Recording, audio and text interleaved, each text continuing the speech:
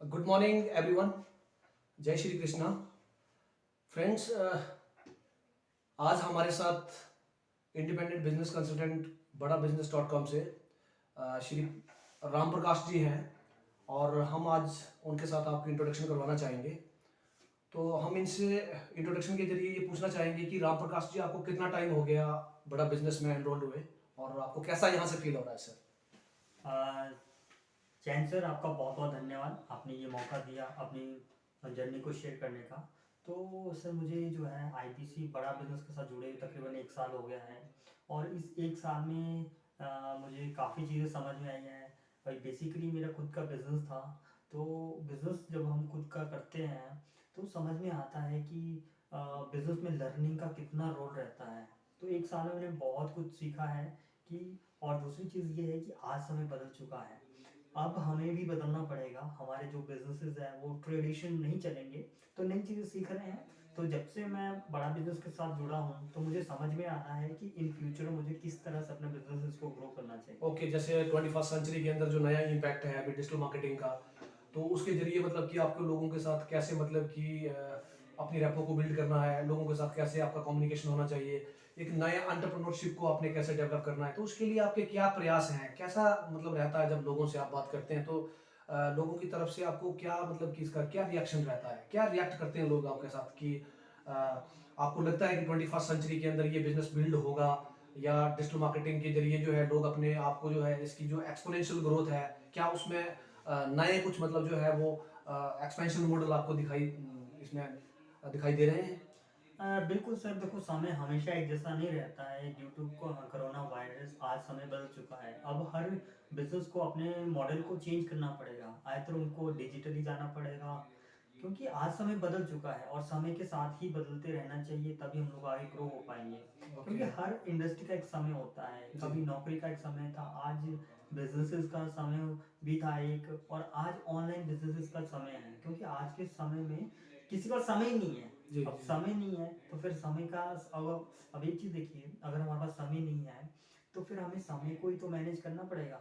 और right in fact right. आज की डेट में तो हमारे पास बहुत सारी टेक्नोलॉजी है जिसके माध्यम से हम अपने समय को बचा सकते हैं। तो हमें आज के टाइम के हिसाब से बिजनेसेस फाइंड करने चाहिए, फिर उनको डेवलप करना चाहिए, फिर आगे बढ़ना चाहिए। Right right sir, right sir. Actually sir, मैं आपसे ये पूछना चाहूँगा कि जैसे अभी affiliate marketing, digital marketing, influencer marketing है, इसके जरिए बहुत सारे लोग जो जैसे अभी अभी हम मेट्रो सिटी की बात करें तो उसमें बहुत सारे लोगों के पहले ट्रेडिशनली बिजनेस थे या फिजिकल थे, तो लोग वहाँ पर लोगों का जो फुटफॉल रहता था, लोग फिजिकल वहाँ पे रन करते थे। लेकिन आज की डेट में जो बिजनेस ड्राइव हो रहा है उसमें ऑनलाइन बिजनेस का बहुत इम्पैक्ट है। जैसे कि बड़ा बिजनेस हमारा जो एंटायर मतलब जिस तरह से ऑर्गेनाइजेशन एक बहुत बड़ी टीम है, तो उसमें जैसे लोगों को हम कंसल्ट करते हैं तो जैसे वेबसाइट है, वेबसाइट के माध्यम से, या फिर जैसे लोगों को हम कंसल्ट करते हैं कि भाई आप अपने बिजनेस को नए तरीके से उसकी जो एक्सपोनेंशियल ग्रोथ है उसको ग्रो कीजिए।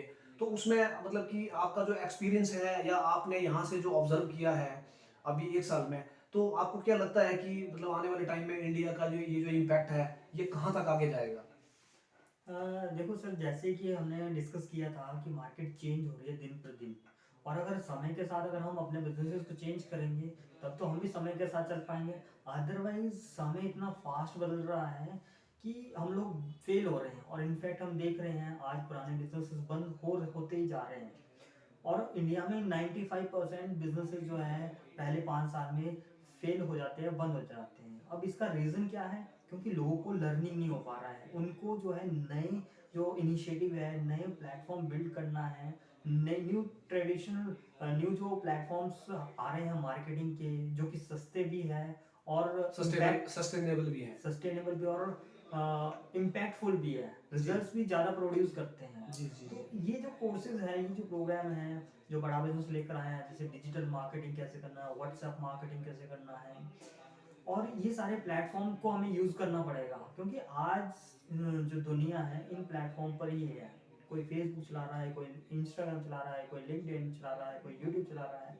तो अगर हमें अपने बिजनेसेस को ग्रो करना है तो डेफिनेटली हमें जो है इन बिजनेसेस का, अपने व्यापार का प्रचार भी इन्हीं प्लेटफॉर्म पर करना पड़ेगा, तभी हम राइट अपने राइट बिजनेस को राइट। बड़ा बिजनेस बना पाएंगे। Right sir, right sir. Actually sir देखो, मैं आपसे पूछना चाहूँगा कि जैसे हमारी जो एंटरप्रेन्योरशिप है, अभी इंडिया में हमारे भारत में क्या है कि एंटरप्रेन्योरशिप में पहले क्या कमियाँ रही हैं और अभी कहाँ ग्रो कर रहे हैं?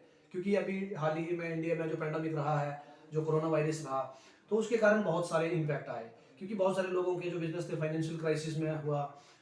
उसके दौरान जो है लोगों के साथ जब भी हम मतलब बहुत सारी इंक्वायरी को पोस्ट करते हैं, तो लोगों का यही कहना होता है कि हमारा जो अभी बिजनेस है, वो हम उसको प्रॉपर तरीके से उसका जो फुटफॉल है लोगों का, या उसको हम उस तरीके से जो उसका हिडन कमांड है उसको ड्राइव नहीं कर पा रहे हैं। तो बिजनेस के जो एसेट लाइट्स मॉडल है, जो इसमें लो कॉस्ट मार्केटिंग है कि ज़्यादा से ज़्यादा मतलब ज़्यादा पैसा ना खर्चने के बाद आप अपने बिजनेस को कैसे ड्राइव करोगे, लीड जनरेशन जो है वो अपने बिजनेस में कैसे इन्वॉल्व करोगे। तो इसके लिए मतलब कि क्या स्ट्रैटेजी है आने वाले टाइम के जो एंटरप्रेन्योरशिप है।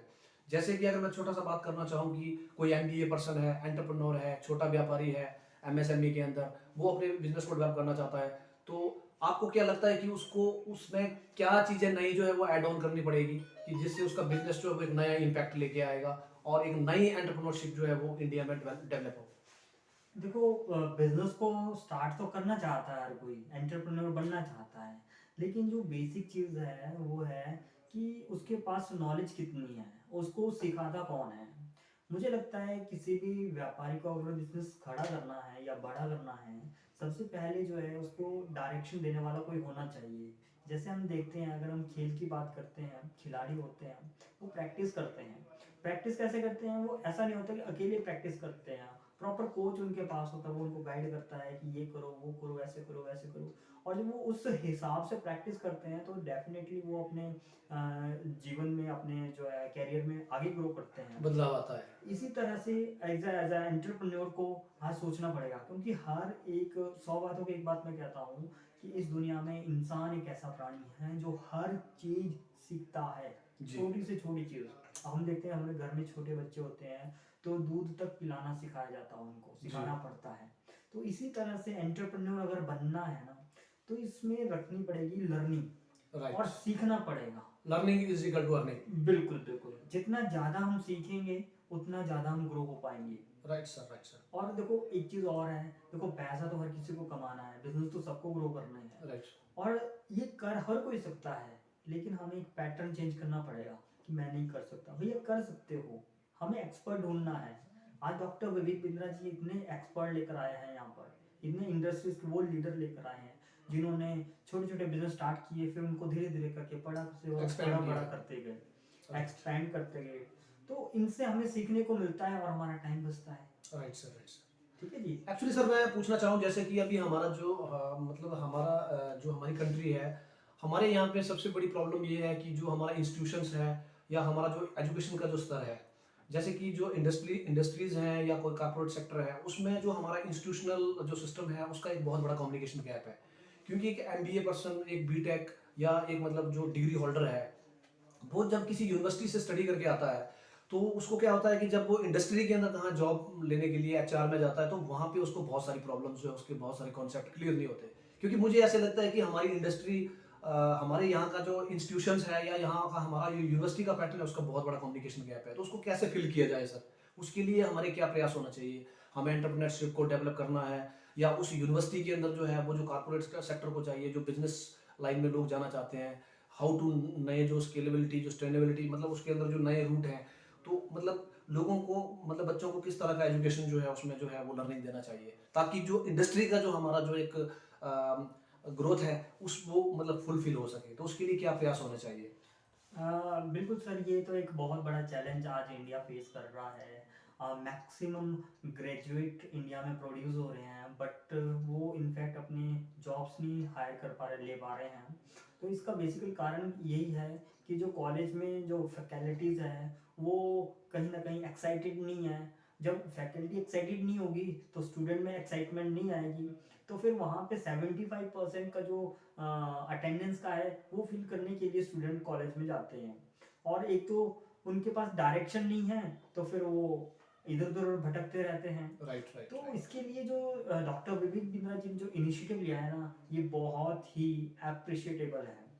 मैं डॉक्टर विवेक बिंद्रा जी को थैंक यू कहना चाहूँगा, क्योंकि उन्होंने एक ऐसा प्लेटफॉर्म जनरेट किया है जहाँ पे खर्चा तो है कम, अब हम बात करते हैं एक एमबीए की। अगर हम एक बढ़िया से कॉलेज से एमबीए पास आउट करते हैं तो 10 से 15-20 लाख रुपए का खर्चा आ जाता है। राइट राइट ठीक है जी। और अगर हम छोटे ऐसे ही मतलब थर्ड ग्रेड कॉलेज से एमबीए करते हैं तो 2-3-4-5 लाख रुपए आते हैं, लेकिन उसका फायदा कुछ नहीं होता है। Right right right. लेकिन यहाँ पे डॉक्टर विवेक बिंद्रा जी ने इतना बड़ा इनिशिएटिव लिया है।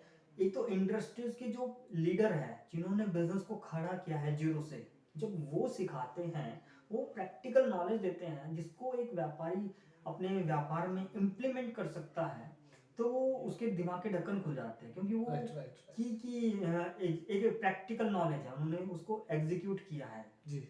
ठीक है। तो ये बहुत ही बड़ा इनिशिएटिव है।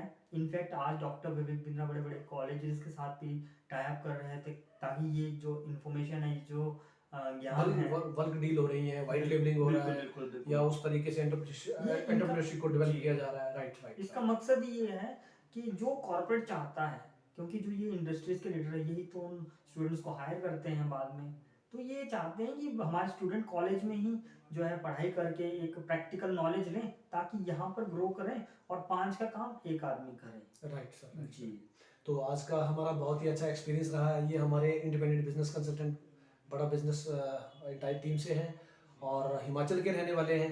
और आज हमारे ऑफिस में हमारा जो आज डिस्कशन बिल्ड हुआ है, बहुत अच्छा लगा इनके साथ, और काफ़ी अपने आप को इन्होंने ग्रो किया है। और learning is equal to earning जो मॉडल है हमारा बड़ा बिजनेस के अंदर, और बड़ा बिजनेस जो हमारी एंटायर जो इंडस्ट्री है इसके अंदर रिसर्च एंड डेवलपमेंट को लेके जो काउंसलिंग का एक बहुत बड़ा अभियान इंडिया में अभी जो नए स्टार्टअप में आगे निकल रहा है, उसमें काफ़ी लोग जो हैं अपने आप को डेवलप कर रहे हैं। तो फ्रेंड्स, मैं आपको ये कहना चाहूँगा कि इस इंटरव्यू के माध्यम से हम यही एक इंडिकेशन देना चाहेंगे अपनी सोसाइटी के लिए, समाज के लिए और इंडिया के एंटरप्रेन्योरशिप के लिए।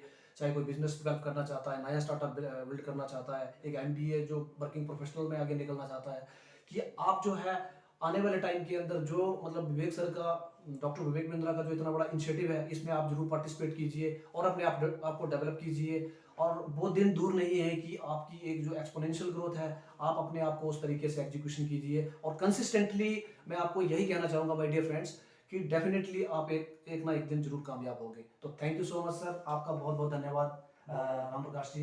आज आपने अपना कीमती टाइम हमारे लिए यहाँ पे दिया और हमारे दर्शकों को हम यहाँ से यही संदेश देना चाहेंगे कि हर जो एक आदमी है, हर एक जो एंटरप्रेन्योर है, या हर एक जो मतलब युवा है, वो मतलब कि जो डिजिटल मार्केटिंग है या इस तरह से जो हमारे इंडिया का जो स्टार्टअप है उसमें पार्टिसिपेट करें। तो आपका बहुत बहुत धन्यवाद सर, बिल्कुल अपना कीमती बिल्कुल टाइम सर, देने के बहुत लिए बहुत सर। धन्यवाद सर आपका भी। धन्यवाद sir, thank you so much. Thank you.